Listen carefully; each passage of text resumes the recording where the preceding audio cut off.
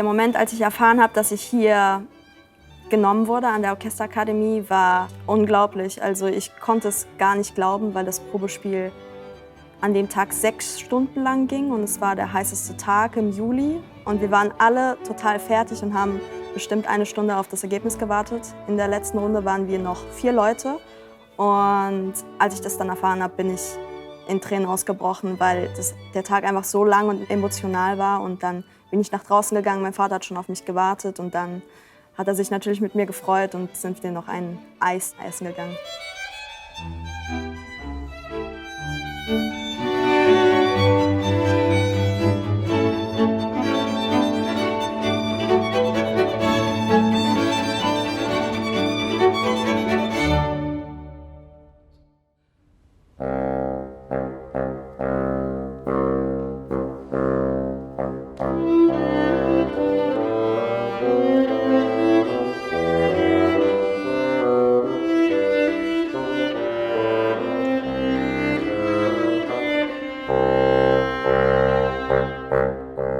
Ich habe schon früh Klavier gespielt, also ich glaube mit 6 habe ich angefangen und dann bin ich eben auf ein musikalisches Gymnasium nach der Grundschule gewechselt und da musste ich dann noch ein Orchesterinstrument lernen. Dann hat der Musiklehrer mir das Fagott quasi ans Herz gelegt und empfohlen, dass ich das relativ schnell lernen kann und auch dann schnell in vielen Ensembles und Orchestern mitspielen kann.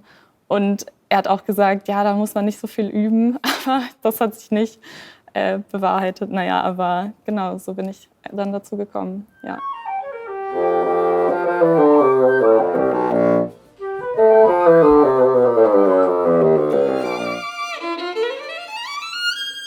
Also ich glaube, der Schlüsselmoment für mich war damals das erste Mal in einem Jugendorchester mitzuspielen.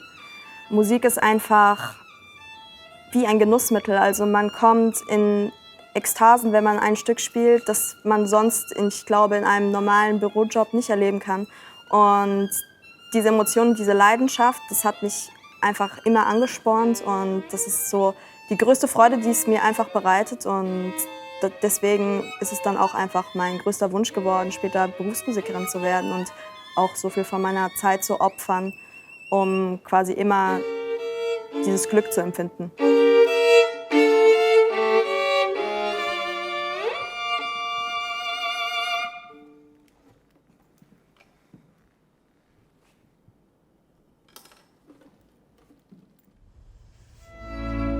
Eigentlich war das dann meine erste Erfahrung im Jugendorchester, die mich so begeistert hat, wo ich ein richtiges Euphoriegefühl empfunden habe. Da habe ich bei einer Bruckner-Sinfonie, Bruckner 7, die 2. Fagottstimme gedoppelt. Also ich glaube, ich habe da erst 2 Jahre vielleicht Fagott gespielt.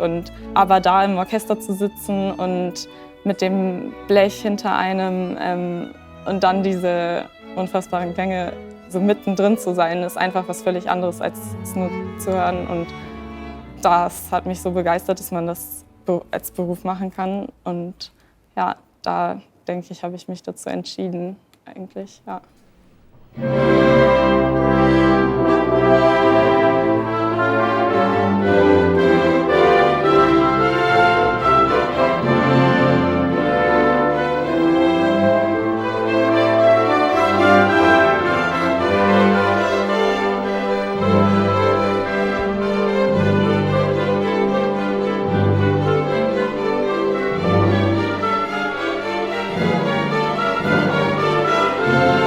I think the first time I really thought this is what I want to do with my life was when I first played with a symphonic orchestra.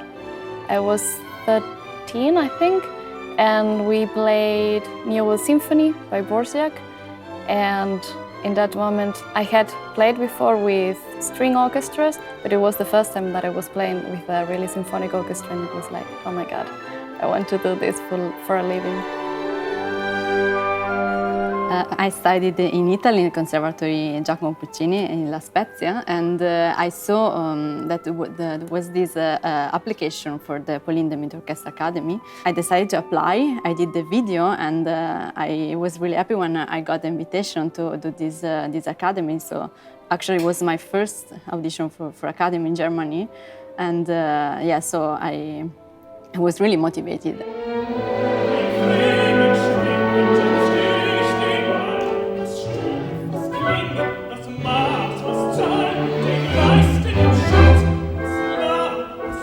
Ich hatte besonders Lust auf Oper, also Opern zu spielen, auch wenn mich das früher sehr fasziniert hat, da in Opern zu gehen und zuzuhören. Und besonders immer der Orchestergraben. Also ich habe gar nicht so viel auf die Bühne geschaut, sondern immer viel in den Graben und was da so passiert.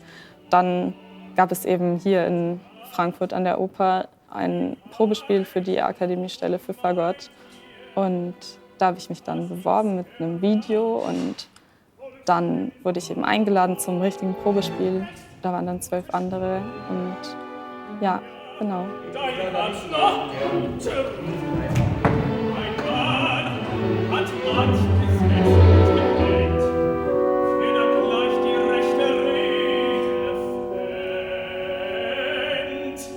Früher gab es die Praktikanten, das kennt jeder von uns, also zumindest in der Musikwelt bedeutete das, Studenten konnten vorspielen für eine Praktikantenstelle und danach durften sie im Orchester einfach mitspielen.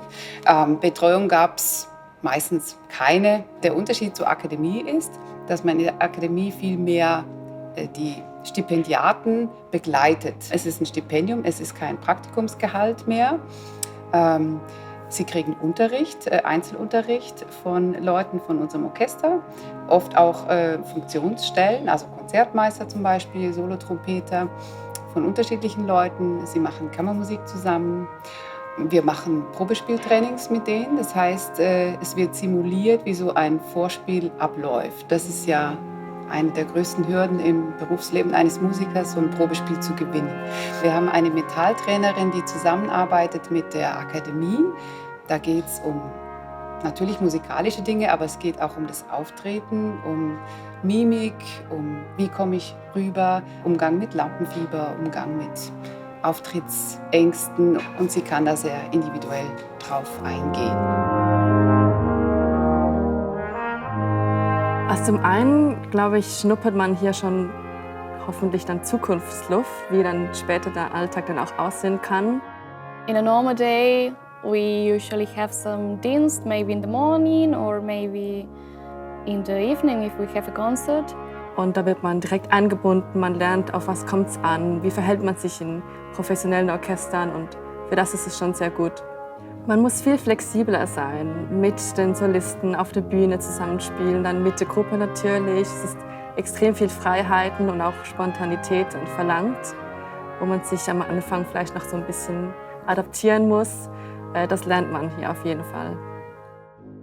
Ohne diese Akademie geht es gar nicht, finde ich, weil Orchesterspiel kann man wenig oder gar nicht in der Hochschule lernen.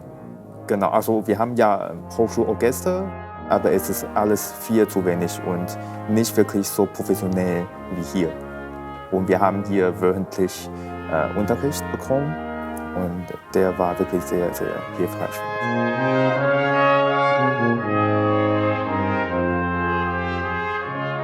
Bei uns wurde die Akademie gegründet aus Antrieb des Orchesters. Also waren Orchestermusiker selber, die gesagt haben, wir brauchen sowas auch und wir engagieren uns da.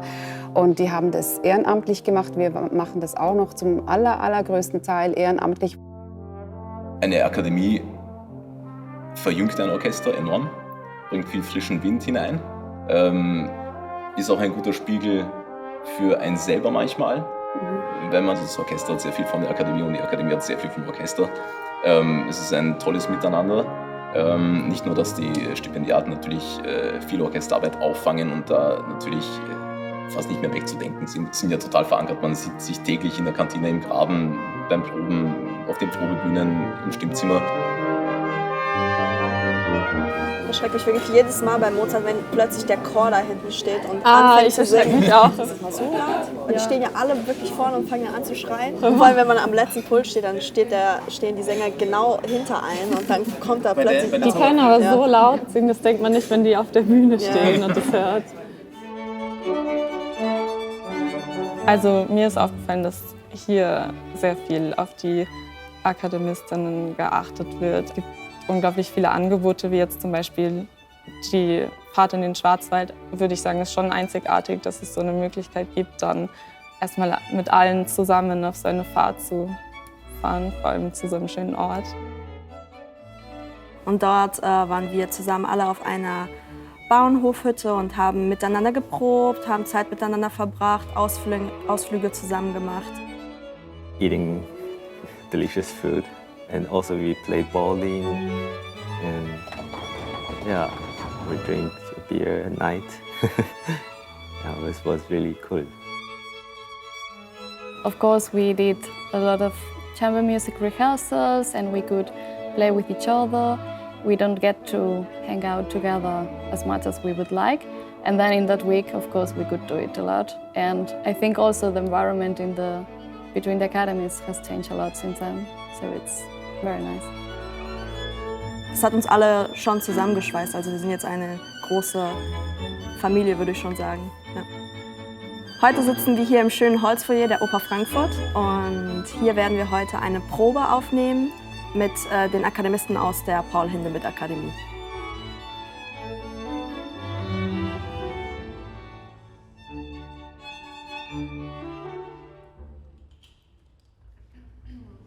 Die Programme sind sehr unterschiedlich. Wir versuchen immer alle Stipendiaten, diesmal sind es 12, ins Boot hineinzuholen, das Programm so zu gestalten, dass auch wirklich alle zur Geltung kommen. Es ist im Grunde eine Art Generalprobenarbeit, die heute stattfindet. Mal der letzte Feinschliff und am Sonntag kann es dann losgehen.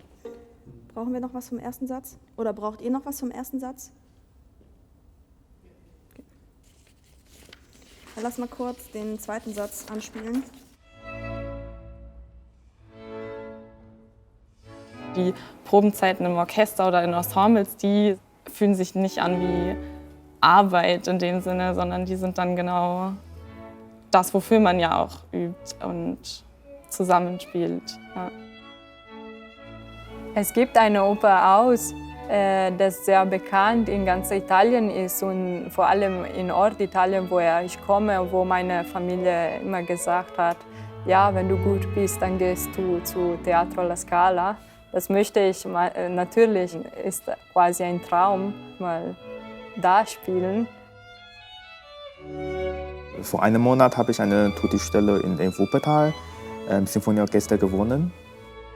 Ideally, I would like to play in an orchestra. I don't know still if I want a tutti position or more of a solo position. I still don't know.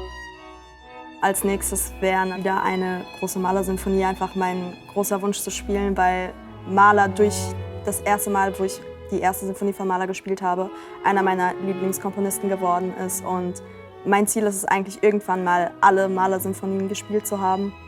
Ob es Oper oder sinfonisches Orchester später wird, das lasse ich mir noch offen. Aber das ist auch jetzt die perfekte Zeit, um solche Sachen auszuprobieren.